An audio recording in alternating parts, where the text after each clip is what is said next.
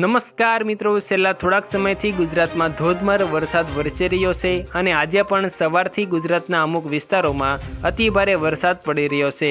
તો આજના આ વિડીયોમાં આપણે હવામાન વિભાગે વરસાદને લઈને એક મોટી આગાહી કરી છે તે તમામ સમાચારોની વાત આજના આ વિડીયોમાં આપણે કરીશું। તો મિત્રો વિડીયોને છેલ્લે સુધી જોતા રહેજો।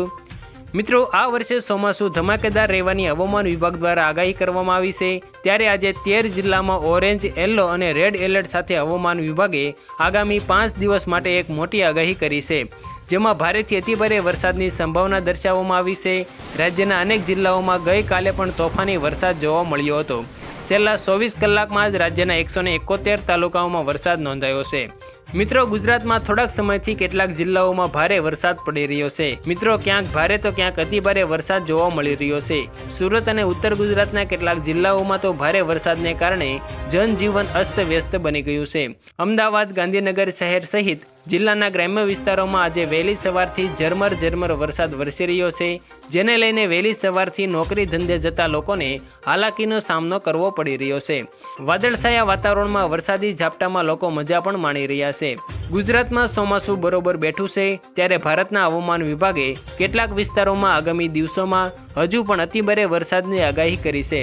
કયા વિસ્તારોમાં ભારે વરસાદની આગાહી કરવામાં આવી છે તેમજ ગુજરાતમાં ચોમાસું કેટલો સમય સુધી સક્રિય રહેશે તે તમામ સમાચારોની વાત આજના આ વિડીયોમાં આપણે કરીશું। તો મિત્રો, વિગતવાર વાત કરવામાં આવે તો સૌથી વધુ વરસાદ કલ્યાણપુરમાં 13 ઇંચ વરસાદ નોંધાયો છે। માંડવીમાં 2.6 ઇંચ, પારડીમાં 1.9 ઇંચ, નખત્રાણામાં 1.5 ઇંચ, ખંભાળિયામાં અને ઉમરગામમાં 1.5 ઇંચ અને મિત્રો વાપીમાં 1.38 ઇંચ વરસાદ નોંધાયો છે। ગુજરાતમાં વરસાદ અંગે હવામાન વિભાગે એક મોટી આગાહી કરી છે। તે અંગેની જો મિત્રો વાત કરીએ તો બંગાળની ખાડીમાં લો પ્રેશર એરિયા રચાયો છે। આગામી દિવસોમાં આ લો પ્રેશર એરિયા આગળ વધશે, જેની અસર મિત્રો આગામી દિવસોમાં ગુજરાત પર જોવા મળી શકે છે।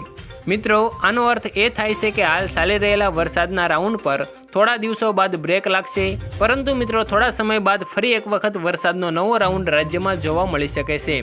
આ સિવાય મિત્રો ગુજરાતના પાડોશી દેશ પાકિસ્તાનની આસપાસ એક સાયક્લોનિક સર્ક્યુલેશન સિસ્ટમ સક્રિય થઈ છે। આ સિસ્ટમને કારણે મિત્રો થોડા સમય પછી ગુજરાતમાં અતિભારે વરસાદ જોવા મળી શકે છે। આભાર મિત્રો, ચોમાસામાં વરસાદના સૌપ્રથમ સમાચારની માહિતી માટે અમારી આ યુટ્યુબ ચેનલને સબસ્ક્રાઈબ જરૂર કરી દેજો।